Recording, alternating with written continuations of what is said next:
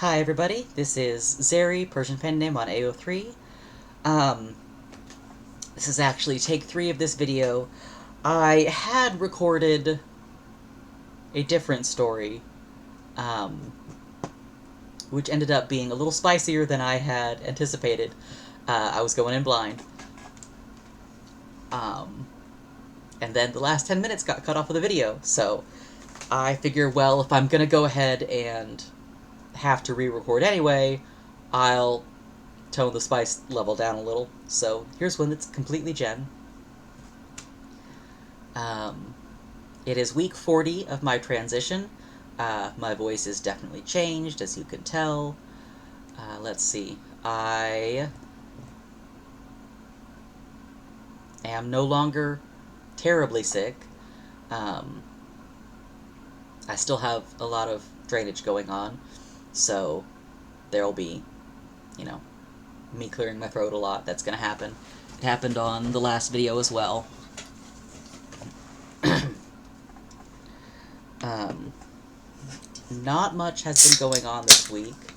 I got my library card, even though we've been living here for well over 7-8 years. Um,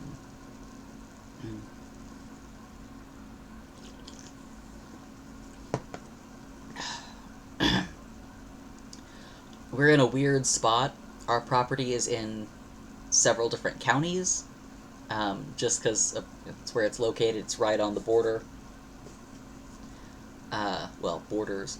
And the one that the house is in is not...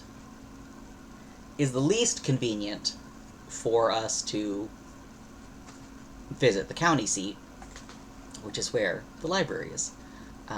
But yesterday, spouse and I went, and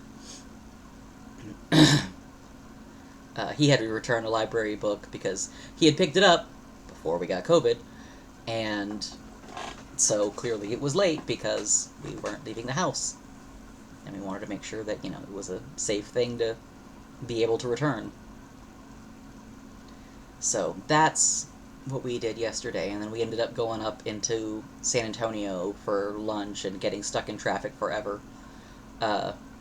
Look, we left the house at noon, and we got back at 6 p.m., so it was wild. Sorry. Let's see, what's been going on with me? I'm not sure, I don't think you can really see it with this camera. I've got fuzz going on here. Maybe if yeah, you can kind of see it there a little bit. I did record a video last week while I was still sick.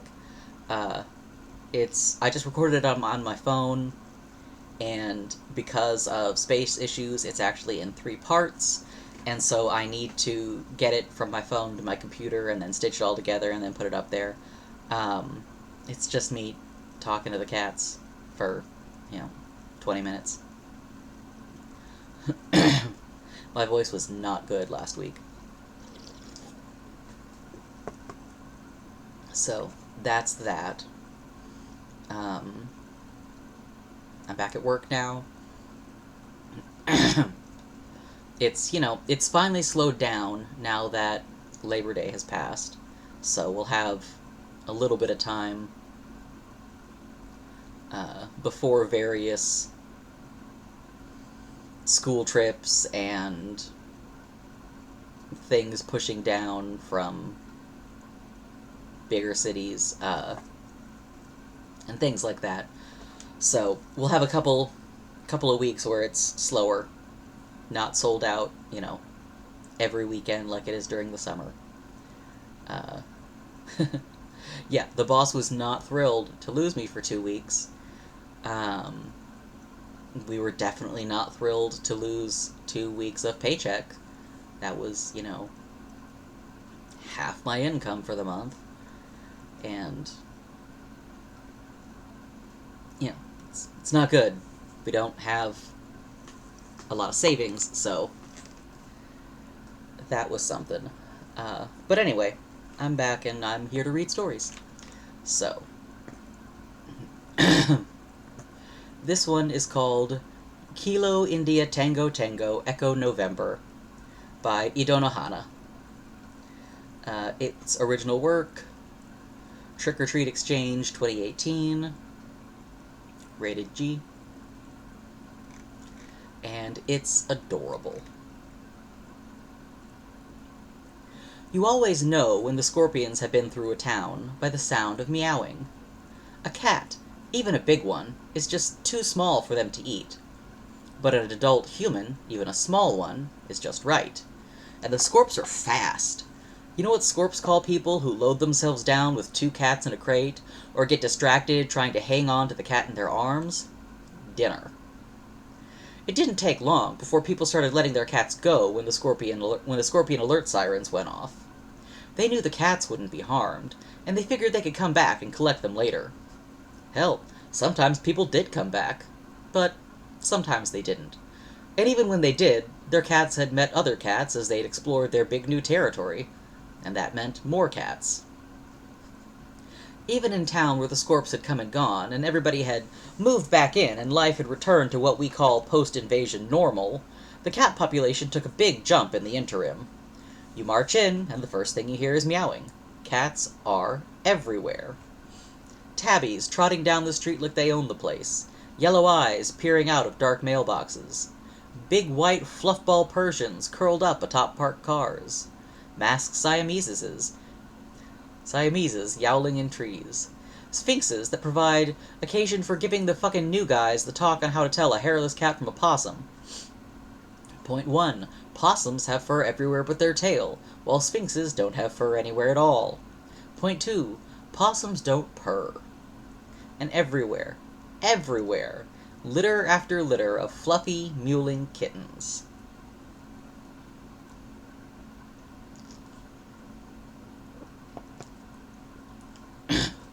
I thought I had it down to a routine. March in, set up camp, clean my weapons, kill some scorps, share my MRE with whatever cats are near, give 'em a cuddle and a bit of brushing with the Furminator I swiped from an abandoned pet shop, make sure all the pet shops have their doors propped open and windows broken so the cats can get in at the dry food, and don't look at their reproachful eyes on the march out. Then we got new orders. Free Springfield. Every Springfield. See, Springfield, MA was the first town they attacked, and since almost every state has at least one Springfield, almost every state had one that had been abandoned due to scorps.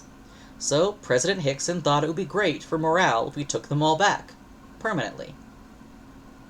And so my rifle company was sent to liberate the Springfield, Montana, and set up a permanent base there so it stayed liberated. Montana was one of 15 states that didn't have a Springfield, but its governor renamed Riverside, Montana to Springfield, Montana to take advantage of Operation Free Springfield. I had my own opinions about the way the towns had been selected, but mine's not to reason why, mine is but to do or die. That's a quote from a poem about a bunch of poor schmucks who got massacred because their CO was a fucking imbecile. But after 2 years of marching to towns, liberating the towns, marching out, and hearing later that the Scorpions returned for a midnight snack run as soon as the poor schmuck civilians moved back in, I did think the base was a good idea. In fact, it didn't take any of us 2 years to figure that out, and I bet it didn't take the civvies 2 years either, but ours not to reason why, etc. Springfield, Montana was just like every other abandoned American town, full of cats. Big tailless manxes in trees, litters of nursing kittens in the back seats of cars, Siameses yowling for attention, a rare curly-coated Rex scurrying out of sight, a pack of calicos munching dry food from a ripped-open bag they've dragged outside of a supermarket. Everywhere you looked, everywhere you heard, there were cats. Cat fur floated in the air like dandelion fluff. Hairballs clogged the gutters. The governor would have done better to rename the place Catfield, Montana. We set up our base in a gated retirement community, which raised our morale quite a bit. Not only did most of us have actual beds, but a lot of us had private rooms. It was the first time I'd had one in years. Our CO, Commander Ree, named it Fort Free Springfield, then changed it to Fort Free Springfield 5 once she found out about the other Springfield COs who'd had the same president-flattering idea. The plan was to patrol the town, kill the scorps, burn out their nests, dump insecticide over their spawning grounds, rinse and repeat. After we'd been doing this for 3 months, which was a complete spawning cycle, we'd start bringing back the civilians in stages. By the end of the first year, we intended to have completely resettled the town. It took the kittens 1 day to resettle my room. My very first night, I flopped down on my bed. I nearly levitated off of it when something soft squirmed beneath my cheek and let out a piercing meow. I turned the lights back on, and yanked the pillow off my bed. A tiny, fluffy, pure black kitten with big eyes as yellow as harvest moons looked up at me and squeaked. "Well, hey, little fella," I said, tickling it with a finger. "How'd you get in here? You don't look big enough to jump from the floor to the bed." There was a scratching noise, and my closet door opened by itself. I snatched up my gun, but what emerged wasn't the world's smallest scorpion, but a pure black mama cat with a tiny, fluffy, calico kitten dangling from her jaws. She glanced at me, then leapt up on the bed, deposited the kitten on my pillow, and marched back to the closet, her tail waving. I followed her, knelt down, and saw there was a cat door cut into the back of the closet, invisible unless you knew to look for it. I sat down and waited while the black and calico kittens fell asleep on my pillow. The mama cat made 4 more trips, bringing me a gray tabby, a tortoiseshell, another calico, and a pure white kitten with sky-blue eyes. Then, though I waited, she didn't return. I guess her job was done. I got up and inspected the 6 kittens I'd been given. There was an absolute ban on pets on the base. But I looked down at their little faces, and I couldn't bring myself to kick them out into the cold night. Besides, their mother had entrusted them to me. I went out with my rucksack and returned with litter boxes, a scooper, disposal bags, kitten food, and kitten toys. When I came back, the kittens were excitedly exploring my bed. When I sat down on it, they began excitedly exploring me. The gray tabby swarmed up my shirt and onto my shoulder, where he began chewing on my ear. The black kitten and one of the calico kittens jumped into my lap and went to sleep. The other calico kitten climbed up my chest, then crawled into my shirt and started pouncing around on the general vicinity of my belly button. The tortoiseshell got its teeth into my belt and started gnawing and scratching away. The white kitten perched on my knee and started kneading and purring. Yeah, there was no way I was getting rid of these little guys. Instead, I named them. Remington, the gray tabby on my shoulder. Princess, the white kitten on my knee. Nuisance, the calico inside my shirt. K-Bar, the tortoiseshell trying to kill my belt. Snoozer, the black kitten in my lap. Fluffy, the calico kitten in my lap. "But that's it," I said to the closet door. 6 kittens are more than enough for one staff sergeant to hide in one little room. I don't know who I thought I was talking to. Their mama had clearly done her duty and taken off. But I guess she spread the word about the softy in room 112, because the next night, a pair of rowdy adolescent kittens, one chocolate and one dove gray, came romping in through the cat door and refused to leave. There was nothing I could do but name them Hershey and Twilight and fetch more cat food.